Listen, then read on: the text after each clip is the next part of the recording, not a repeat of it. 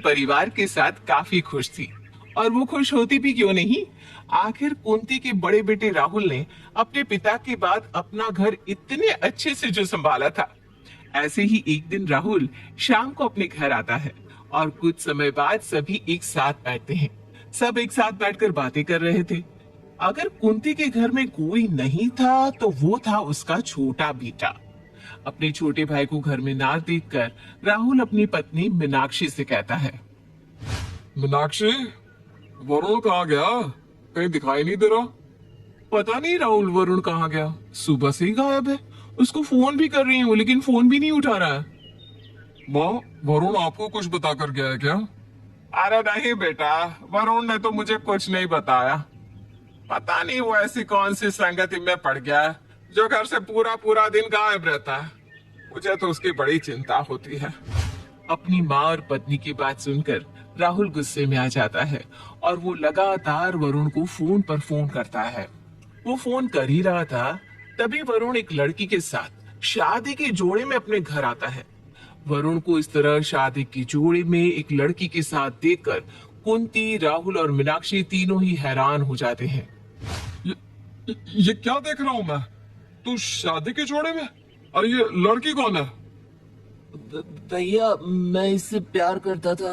इसका नाम राधा है।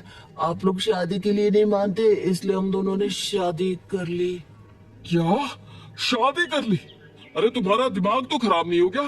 तुम्हारी उम्र क्या है अभी? अभी तो तुम कॉलेज में पढ़ाई कर रहे हो और अभी शादी कर ली? हे भगवान, तेरे दिमाग पर पत्थर पड़ गया था क्या, जो इतनी कम उम्र में तूने शादी कर ली? खुद की तो जिंदगी खराब कर ही ली, साथ ही तूने इस बच्चे की भी जिंदगी खराब कर दी। नहीं नहीं मम्मी जी, मेरी जिंदगी खराब नहीं हुई, बल्कि मेरी जिंदगी तो संवर जाएगी आप लोगों के घर में आकर। राधा की बात सुनकर अब सब चुप हो जाते हैं, लेकिन अब भी सब गुस्से में थे। कोई उनको अंदर नहीं आने दे रहा था, लेकिन मीनाक्षी अपनी देवरानी का गृह प्रवेश करवाकर उसे घर में ले आती है और सभी को समझाती है। मम्मी जी, वरुण और राधा दोनों ही छोटे हैं। उन्होंने बचपन में एक दूसरे से शादी कर ली, लेकिन हम तो समझदार हैं ना। हम जानते हैं शादी ब्याह जिम्मेदारी है, इसलिए हमें उनका सपोर्ट करना चाहिए ताकि वो आने वाले समय में गलत कदम ना उठा ले।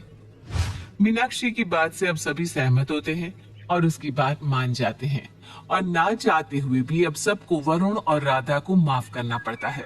कुंती राधा को अपनी बहू के रूप में स्वीकार कर लेती है।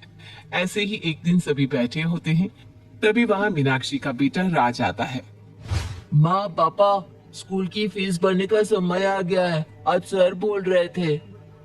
बेटा, तू अपने स्कूल की फीस की चिंता क्यों करता है? मैं हूं ना, कल तेरे स्कूल की फीस जमा हो जाएगी, जा।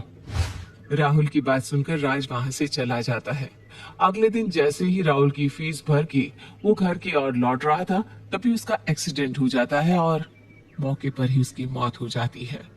राहुल की मौत का सदमा मीनाक्षी बर्दाश्त नहीं कर पाती। समय गुजरता है और समय के साथ मीनाक्षी के घर की हालत बद से बदतर होती जा रही थी। भाभी, कब तक आप इस तरह उदास बैठी रहेंगी? जरा राज की तरफ देखो, उसे आपकी जरूरत है भाभी, और उसके साथ हमें भी आपकी जरूरत है। वरुण की बात सुनकर मीनाक्षी अपने आंसू पोंछती है। तुम सही कह रहे हो वरुण, मेरे घर को मेरी जरूरत है। भाभी, घर के जैसे हालात है, इन्हें देखकर मैं सोच रहा हूँ कि मैं भी कहीं ऑफिस ज्वाइन कर लूँ। अरे ये कैसी बात कर रहे हो तुम? अभी तो तुम्हारी पढ़ाई भी पूरी नहीं हुई और इसी बीच पढ़ाई छोड़ के नौकरी करोगे? बहू, वरुण सही कह रहा है, क्योंकि अभी राज भी छोटा है और घर को संभालने वाला तो। पर माँ जी। भाभी, आप नहीं चाहती ना कि मैं पढ़ाई ना छोड़ूं? ठीक है, मैं अपनी पढ़ाई नहीं छोड़ूंगा। वरुण अपनी बात खत्म करके वहां से चला जाता है। राहुल की मौत के बाद घर की सारी जिम्मेदारी मीनाक्षी के ऊपर आ जाती है। मीनाक्षी का घर अब उसकी पेंशन से चलने लगा था। समय गुजरता है, पर समय के साथ मीनाक्षी की पेंशन कम पड़ती जाती है, क्योंकि वरुण, राधा और घर के बाकी लोग फालतू के खर्चे शुरू कर देते हैं। ऐसे ही एक दिन मीनाक्षी अपने कमरे में बैठकर अपनी आई हुई पेंशन गिन रही थी, तभी वहां राधा आती है और अपनी जिठानी से कहती है, दीदी, मैं क्या कह रही थी कि घर में काफी समय से कुछ अच्छा नहीं बना। क्यों ना आज हम पनीर बना ले, वैसे भी ना वरुण का पनीर खाने का बहुत मन है। राधा की बात सुनकर मीनाक्षी पैसों की तरफ देखती है। राधा आज रहने देते हैं, पैसे कम पड़ रहे हैं, राज की फीस भी भरनी है और राशन भी भरवाना है, प्लीज समझो। दीदी, आप इतने पैसों में से अगर मुझे 200 रुपए दे देंगी तो क्या आपके पैसे कम पड़ जाएंगे? खैर, आपसे तो किसी चीज की उम्मीद ही नहीं कर सकती मैं। राधा अपनी जिठानी की एक नहीं सुनती और वहां से गुस्से में चली जाती है। उसकी ऐसी बात सुनकर मीनाक्षी की आंखें भर आती है, पर वो उस समय कुछ नहीं बोल पाती। कुछ देर बाद राज स्कूल से घर आता है और रोते हुए अपनी माँ मीनाक्षी के गले लग जाता है। राज, क्या हुआ? तुम इस तरह रो क्यों रहे हो? माँ, मुझे स्कूल से डिस्क्वालीफाई कर दिया। क्या? पर क्यों? फीस ना भरने के चलते सर ने मुझे खड़ा कर मेरा मजाक बनाया और गुस्से में मैंने सर को धक्का दे दिया। राज की बात सुनकर मीनाक्षी अपने सर पर हाथ रखकर बैठ जाती है। पैसे ना होने की वजह से राज को भी बाहर काफी शर्मिंदगी महसूस हो रही थी, जिस कारण उसने गलत कदम उठाया। ये देखकर मीनाक्षी को जरा भी अच्छा नहीं लगता और वो सीधा वरुण के पास जाती है, जहां वो राधा और वरुण की बातें सुन लेती है। बस अब और नहीं वरुण जी, जब तक जेठ जी जिंदा थे तब तक दीदी का मुंह तक नहीं खुलता था, लेकिन अब तो कैंची की तरह जुबान चल रही है उनकी। एक बात बताओ, आप बाहर जाकर काम क्यों नहीं करते? और कब तक आप घर वालों से छुप छुप कर यूं इस तरह काम करते रहेंगे? अरे कभी तो आप सबको बताएंगे ना कि आप भी काम कर रहे हैं। अरे धीरे बोलो ना राधा, दीवारों के भी कान होते। अगर यहाँ किसी ने सुन लिया ना कि मैं घर से ही काम कर रहा हूँ तो मुझे भी इस घर में पैसे देने पड़ेंगे। और मैं भैया की तरह बेवकूफ नहीं हूँ जो हर चीज घर के लिए न्योछावर कर दूं। अरे मेरी भी कुछ जिम्मेदारी है जो मुझे निभानी है, जैसे कि तुम, माँ। वरुण की बात सुनकर मीनाक्षी को एक धक्का लगता है और वो उन सब चीज को याद करती है जो राहुल और उसने मिलकर वरुण के लिए की थी।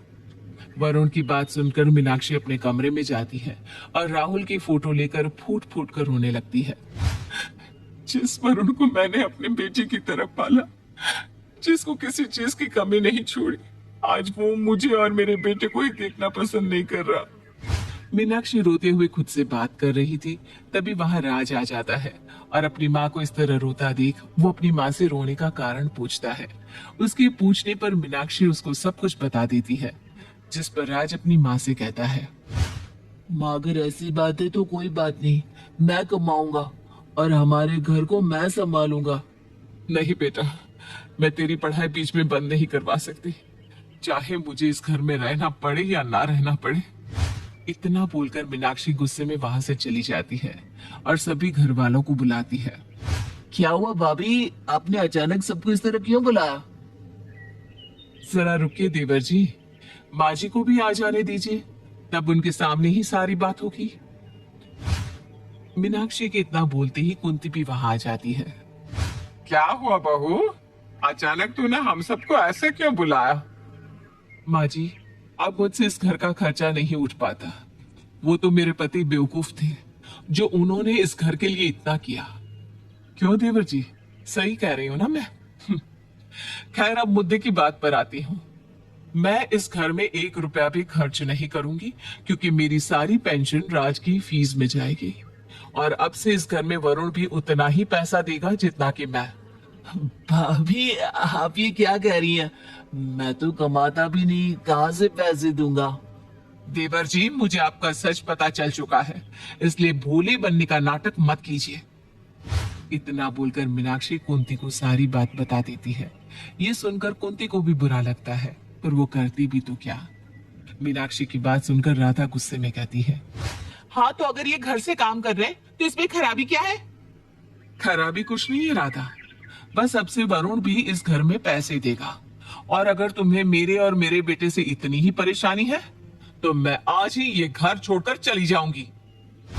मीनाक्षी अपने बेटे के साथ घर छोड़कर चली जाती है, पर कुंती कुछ नहीं बोल पाती और इस तरह कुंती का एक हंसता खेलता परिवार राहुल के जाने के बाद टूटकर बिखर जाता है।